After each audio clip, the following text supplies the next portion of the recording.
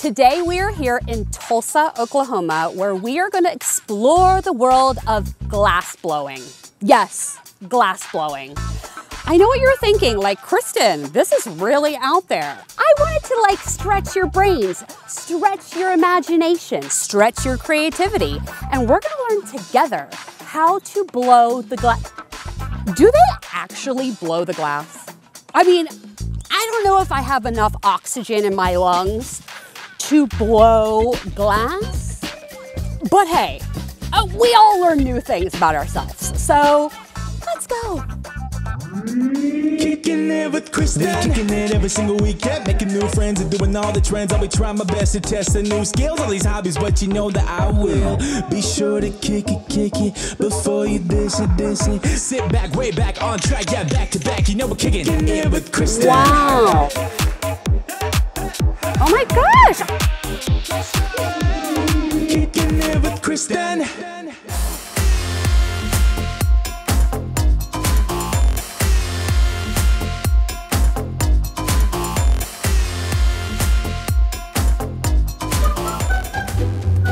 Jake? Hi! I am Kristin. Nice to meet you. On my show, we love to kick it with new friends and learn new things. And obviously, today is glass blowing. Yeah, of course. So I wanted to know if you could teach me and them how to become a glass blowing master. All right, let's go. First question, how long has glass blowing been around? We don't actually know who the first person was that discovered glass in general, but we do know that the Romans really started, we know for sure that they had blowpipes. They made glass on a mass production scale. They made glass this thing that was for royalty and made it into this thing that really could go into a lot of households. Wow. Okay, so this has been the question that I have had since I knew I was going to teach my friends glass blowing. Do we blow the glass? We're probably not gonna blow the glass today. We're not gonna use a blowpipe. We don't need to make a flower. Okay. But it depends on the object you wanna make. We could make a vase or an ornament or something that requires inflation of the glass, and then we would blow it. I don't even know how to open these. Wow. It's like beads, but it's glass. It's so hot in here. I'm sweating in places you shouldn't sweat. Ew. But this is so fun and so nerve-wracking at the same time. It's very intense. What is the most challenging part of glass blowing? Well, other than the heat, it gets super hot. It's just getting your body to do what it needs to do when it needs to do it.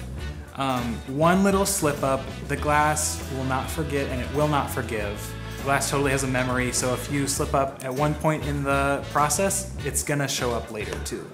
So it's kind of like muscle memory. Absolutely. Melt, melt, melt. It's the name of the game in this business. Oh yes, cool it off. Some of my friends at home might be interested in glass blowing now. So where would they start? What can they do at home, or maybe like just to practice? Yeah, the first thing I have a beginner who comes into the shop who wants to make something on their own is I hand them a cold rod and just say, start turning this, get used to it. Okay. And when you go home, if you have a broom, just start turning that broomstick all the time, because there's nothing in regular life where you'd just be turning a 5-foot pole for hours. Definitely probably don't want a furnace in your garage. I know some people who do it, but it's super expensive and a fire hazard. Lots of garages burn down and stuff. Right. Oh my gosh, our flower is so pretty. It's stunning.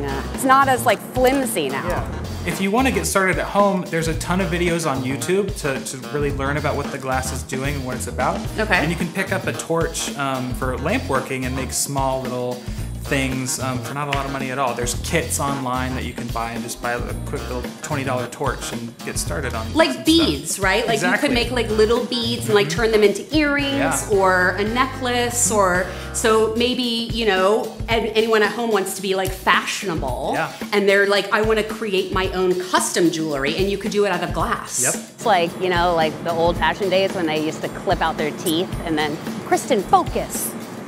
we're dealing with glass here. So right now we're gonna break off the bottom of the flower, which you would think like breaking glass, it's kind of intense, but. Give me a little bonk on the metal. That's it? That's it. Okay, so now we're gonna put this into the annealer. Yeah. Wow, it's really gotta cook a long time. 925 degrees. Yeah. Anyway, yeah. Jake! Oh, all right, you guys, it is the next day and I am here to pick up the flower that we made. I am so excited to see all of the colors because we weren't able to see it when we put it into the furnace. So let's go and see what it looks like. Come on, let's unwrap it. Oh my gosh, this is so fun. So fragile. Wow, that is so cool. I love that. Look at our flower. I love how the colors, like, when we pulled it, all the colors like pulled all the way straight, but then on the top they're dots. Yeah. Thank you so much so for welcome. having me here today and teaching me and my friends everything about glass blowing. If you guys at home want to explore the world of glass blowing, and maybe you go to a certain glass blowing school or boutique in your area, make sure you guys post your art and tag Kickin' It with Kristin TV.